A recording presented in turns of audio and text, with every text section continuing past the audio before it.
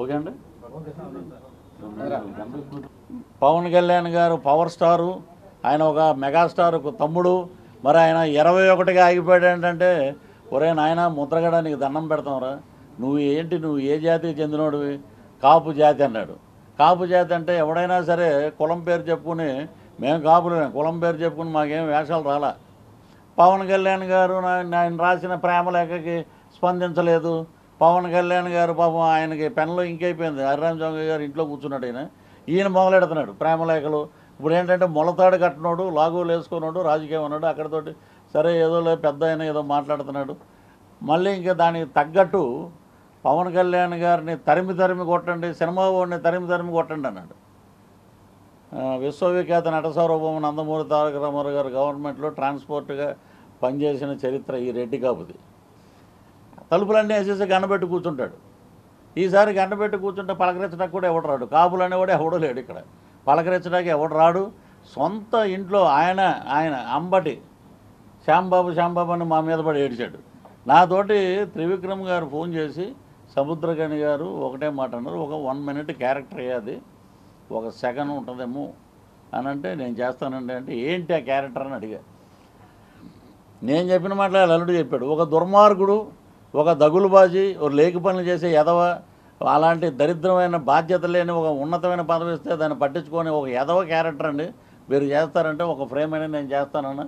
నేను చేశాక నా డ్యాన్స్ పృథ్వీ గారు వేశారు, నువ్వేమన్నా మెగాస్టారా, నీ డ్యాన్స్ మేము ఇమిటేట్ చేయటానికి. వాడు ఒక దగులుబాజీ ఎదవ, ఆడు పనికి మళ్ళీ ఎదవ. ఆయన ఇరిగేషన్ మినిస్టర్ చేశారు, ఆడికి ఏమొచ్చండి అసలు, పొట్ట పొడిస్తే అమ్మట్ రాంబాబు అని రాయమనండి ఇంగ్లీష్లో. ఇప్పుడు రింగు రాణి రోజా గురించి, డైమండ్ రాణి. మేము ఇక్కడ కాలేజీలో చదువుకున్నాం, మాకు చాలామంది ఫ్రెండ్స్ నగిరిలో ఉన్నారు, ఎక్కువ మంది తమిళన్స్ ఎక్కువ ఉన్నారు, నగిరి వ్యాపారస్తులు. ఈవిడేమో గుడ్ మార్నింగ్ ఎలా అనొచ్చు, ఇలాగ పైకి జన సైనికులను రెచ్చగొట్టాకి గుడ్ మార్నింగ్ అని ఎలా ఉంది. మరి ఈవిడొచ్చి చంద్రబాబు నాయుడు గారు ఒక దరిద్రుడు జైల్లో ఉంటే ఇంకో దరిద్రుడు సపోర్ట్ చేశాడని పవన్ కళ్యాణ్ గారిని నువ్వు మాట్లాడితే నీ విఘ్నత ఆడదాను కాబట్టి ఇంకంతకన్నా ఎక్కువ మాట్లాడకుండా వదిలేసాం మేము. ఒకటే ఆవిడ మినిస్టర్ అయితే మేమందరం ఆ గదిలో, రోజా గారు వస్తున్నారండి అని చిరంజీవి గారు అంటే మేమందరం వీళ్ళు మినిస్టర్ ఎవరో అనుకుని, ఈమె వస్తుందంటే మేమందరం గదిలోకి వెళ్ళి కూర్చున్నాం, మేమందరం చూడకూడదని. అన్నయ్య పాపం మంచి హృదయంతో ఆవిడకి పట్టుబట్టలు పెట్టి భార్యాభర్తలు ఆశీర్వదించి వాళ్ళకి భోజనం పెట్టి పంపిస్తే నెక్స్ట్ డే ఈ డైలాగు, పవన్ కళ్యాణ్ గారు గాడిదలాంటోడు, 55 ఏళ్ళు ఉన్నాయి అంది, నీ ముడ్డు కింద నీకు 52 ఉన్నాయి కదా తల్లి నీకు. ఎప్పుడు చూసినా ఇప్పుడు ఎవరైనా మనం అన్నదమ్ముల్ని రాయలసీమలో కానీ ఎక్కడైనా ఆంధ్రప్రదేశ్లో కానీ ఎక్కడైనా సరే అన్నదమ్ములు చూస్తే అన్న బాగున్నాం అన్న అంటాం మనం. ఆనందం చూడాలనుకున్న వాళ్ళందరూ భోగుమంతులంతా పోతున్నారు. ఇప్పుడు మొత్తం ఖాళీ. నేను ఒక యాడ్ చేశాడు, ల్యాండ్ టైటిలింగ్ యాక్ట్ అని. దాని మీద ఏంటో లోకేష్ బాబు మీద కేసు అంట, చంద్రబాబు నాయుడు గారి కేసు అంట, దాని మీద ఎవరు మాట్లాడినా కూడా వారిని అరెస్ట్ చేస్తారంట. అంటే ప్రజలకి మనం మీరు ఈ రకంగా పోతున్నారా నాయన, రాజా అంటుంటాడు, అందుకు బయటికి రమ్మనండి రాజాని, దేత్తడి పోచమ్మ గుడి అయిపోద్ది తెలంగాణలో చెప్పినట్టు. బయటకు వచ్చి మీరు మాట్లాడమనండి. ఇదే తిరుపతిలో నేను ఛాలెంజ్ చేస్తున్నా, తిరుపతిలో ఎక్కడైనా ఒక మీటింగ్లో నిలబడమనండి. ఆయన వీళ్ళందరూ ఏంటంటే గట్టిగా మాట్లాడు. ఆవిడెవరో యాంకర్ శ్యామలాగదేవి అంట, బెట్టింగ్ రాని ఆమె, బెట్టింగ్ యాప్లకి యాంకరింగ్ చేస్తుంది. ఆమె వచ్చేసి వైజాగ్లో మాట్లాడితే మహిళలంతా చీ అంటున్నారు. ఏంటంటే రోడ్లు బ్రహ్మాండంగా ఉన్నాయంట, జగనన్న పాలన అసలు రామరాజ్యంలా ఉందంట అంటుంటే, నీకు అలా కనపడిందా తల్లి, మాకు అలా ఏదో అంటాడు పోసన్ డైలాగే, ఏం మాట్లాడేవరా నరాలు కట్ అయిపోయినాయి అంటాడు చూసారా. అలాగా ఈ మాట ఇలాంటివి చేస్తున్నారు వీళ్ళు. కాబట్టి వీటికి అన్నిటికీ చర్మగీతం పడుతుంది. కాబట్టి ఈరోజు ముద్రగడ్డ పద్మనాభం గారు ల్యాండ్ టైటిలింగ్ యాక్ట్లో నేను యాడ్ చేశాను 2 డైలాగులు. మీరు ఏదైనా అడిగే ముందు నేను ఒకటి నామకరణ మహోత్సవం ఒకటి చేయాలి. తిరుపతి కాబట్టి చాలా పవిత్రమైన పుణ్యక్షేత్రం, మరి ఆయన కాపు నాయకుడు అంటున్నాడు కాబట్టి పవన్ కళ్యాణ్ గారిని నేను ఓడించేస్తాను, నేను పవన్ కళ్యాణ్ గారిని అసలు పంపించేస్తాం ఇంటికి. అక్కడ ఉండేది 2,36,700 ఓట్లు ఉన్నాయి అక్కడ పిఠాపురంలో. 1,60,000 ఓట్లు పవన్ కళ్యాణ్ గారికి పోలవుతాయి, లేకపోతే నేను నీ ఇంటికి వచ్చి నేను ఊడిగం చేస్తాను చెప్పాను. ఒరే నాయన నీకేం తెలుసురా, నీకు అక్కడ ఎక్కడో కూర్చుని భోజనాలు పెట్టడం, పచ్చడి జాడీలు పంపటం, కాపు నాయకుడు అనే పేరు పెట్టుకోవడం అంత తప్ప నీకేముంది. నీకు ఎప్పుడైనా సరే వస్తారు, ఫస్ట్ రోజు రాగానే ఒక కండ వేస్తారు, నామకరణ మహోత్సవం అసలు ఒరిజినల్గా అయితే మేము బ్రాహ్మణుల్ని వీళ్ళందరినీ పిలిచి బ్రహ్మాండంగా చేద్దాం అనుకున్నాం. మరి కుదరలేదు కాబట్టి మీరే అందరూ బ్రాహ్మణ్స్ అనుకుంటాం మేము. మీ అందరూ వేద పట్టణాల మధ్య ఎక్కడైనా ఒకటేసి చిన్న మ్యూజిక్ వేయండి. ఆయన ఓడిపోయాడు ఎప్పుడో, కాబట్టి తిరుపతిలో ఆయన పేరు మారుస్తున్నాం. నిజంగా తిరుపతి పట్టణంలో మార్చడం అంటే ఆయన నిజంగా చాలా గొప్ప, ఆయనకి అవకాశం ఇచ్చినట్లే మా జనసేన పార్టీ తరఫున, మా కూటమి తరఫున. కాబట్టి ఇదిగోండి నామకరణ మహోత్సవం ముద్రగడ్డ పద్మనాభరెడ్డి. ఇదిగోండి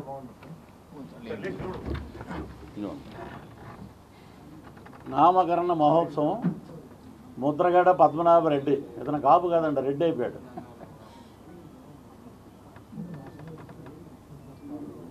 కూటమి ప్రభుత్వం వస్తే నేను ఒకటే అడుగుతానండి, ఒక్కరోజైనా ఎస్విపిసి చైర్మన్గా అక్కడ ఉండాలి. మీరు చేసిన అన్యాయానికి చెప్పుతో కొట్టాడు రా చంద్రబాబు నాయుడు, ఇదిరా మా కూటమి గవర్నమెంట్ అని చెప్పి నేను చెప్పాలి అక్కడ.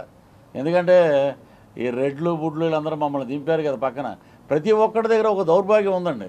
50+ ఉన్న వాళ్ళు ఉన్నారు, 60స్లో ఉన్నారు. వాళ్ళందరూ ఏంటంటే ఎప్పుడో రజాకార్ టైంలో అయిపోయినంత అహంకారం అన్నమాట ఒక్కొక్కడికి. ఏంటంటే ఏంటమ్మా ఏంటి అంటే, నువ్వు రెడ్డి అయితే ఎవడికిరా గొప్ప? ఇక్కడ బడిజోళ్ళు గొప్ప, బ్రాహ్మణులు గొప్ప, బీసీలు గొప్ప, అందరూ గొప్పే.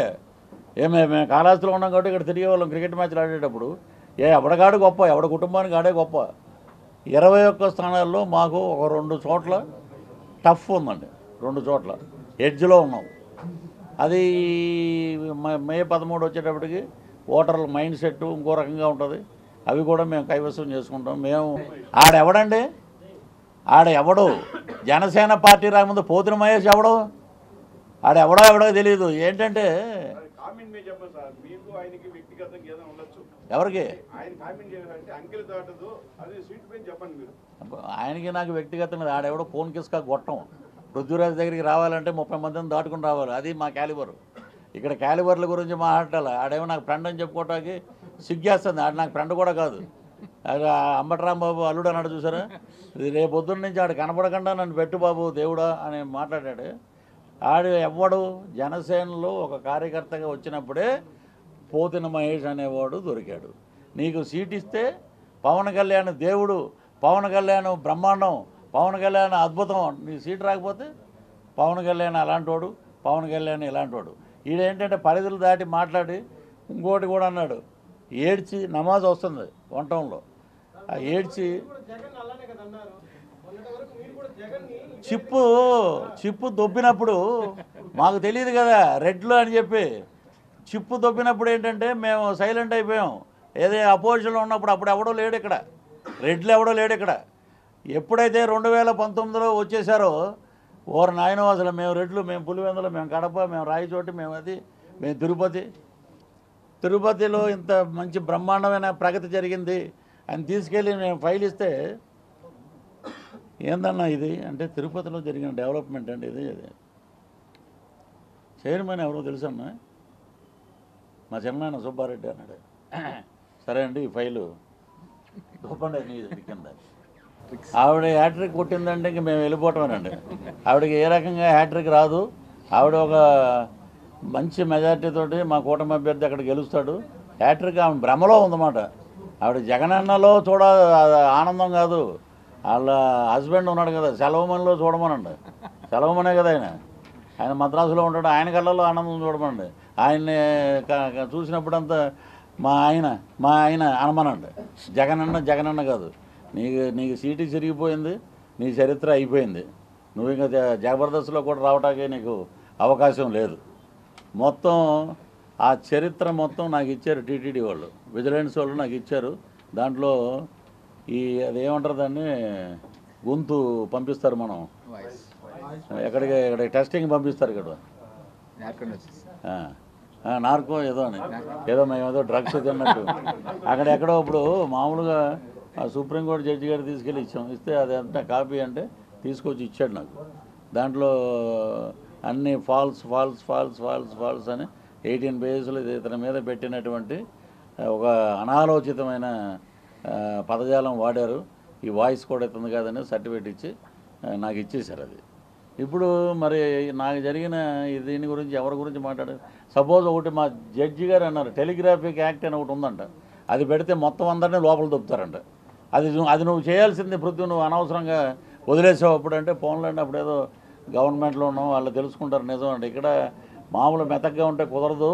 నాకు తిరుమలలో ఉన్న జర్నలిస్టులు చెప్పారు, మీరు బ్రహ్మాండంగా 16 రోజులు సెలవు ఒకటి, నా రూమ్లో కాంట్రాక్ట్ ఉద్యోగులను పర్మనెంట్ చేయడానికి అవసరమైతే సీఎం కాల్ అయినా పట్టుకుంటానని చెప్పి బోర్డు పెట్టాం. పెడితే ఒకటే అక్కడ జరిగిన అవకతవకలు. అప్పటికి ఇంకా మా మిస్టర్ సుబ్బారెడ్డి గారు, ఆయన ఇంకా చైర్మన్ అవ్వలా, బోర్డు లేదు, ఇంకా చైర్మన్ అయ్యాడు, బోర్డు లేదు. బోర్డు లేకపోయేటప్పటికి ఇక అక్కడ జరిగిన అవకతవకలు, అక్కడ జరిగినటువంటి ఎస్ఓబిసి ఇక్కడ మన అలిపిరి దగ్గర ఉన్న దాంట్లో బోల్డ్ అన్ని కెమెరాలు పక్కన పడేసి ఉన్నాయి. అసలు ఇలాగ బ్రహ్మాండ ఈ కెమెరాలు కూడా అలాంటి క్వాలిటీ ఉండేవి. ఇవన్నీ ఏంటంటే సార్ అనే తప్పేది ఇంకొక ఇది లేదు అక్కడ. ఇలాగా కుర్చీ మడత పెట్టినట్టు మడత పెట్టేశారు మొత్తం ఎస్ఓబిసిలో ఉన్న ఫండ్స్ అన్నీ.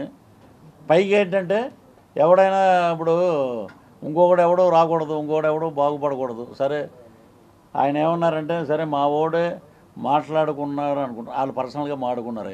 నీ చెల్లి ఏమైనా మాట్లాడింది వాడితోటి? మా ఓడితోటి నీ చెల్లె, నీ పిల్లం ఏమైనా మాట్లాడిందా? లేదు కదా. వాళ్ళ ఇంట్లో ఉండాలి, వాళ్ళ పిల్లానికి, వాళ్ళ కూతుర్లకి, వాళ్ళ కుటుంబానికి ఉండాలి. అది పట్టుకుని అని మాట్లాడారు. సరే నేను ఒకటే అన్న జర్నలిస్ట్ మిత్రులకి, మీరేం చేయలేరు, వాళ్ళు ఏదో చెప్తే మీరు చేశారు, వదిలేయండి. ఒక వీడియో చూపించారు, అది వదులుతారు ఒక 4-5 రోజుల్లో. ఆ వీడియోలో ఇదే తిరుపతి, చిత్తూరు జిల్లాలో ఉన్న ప్రముఖులందరూ ఉన్నారు దాంట్లో. ఏం చేశారు ఏంటి అనేది తెలిస్తే అప్పుడు తెలుసుకుంటారు. ఈలోపే అరగంట గంట అన్నాడు ఆడికి మినిస్టరు. ఆడేమో వచ్చే 5 నిమిషాల్లో నేను పంపించేస్తానంటాడు. అతను దౌర్భాగ్యం. అతను ఒక అవంతి శ్రీనివాసు.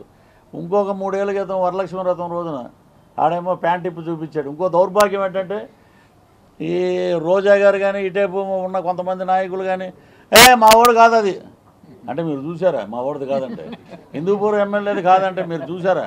ఇలాంటివి ఉన్నాయి.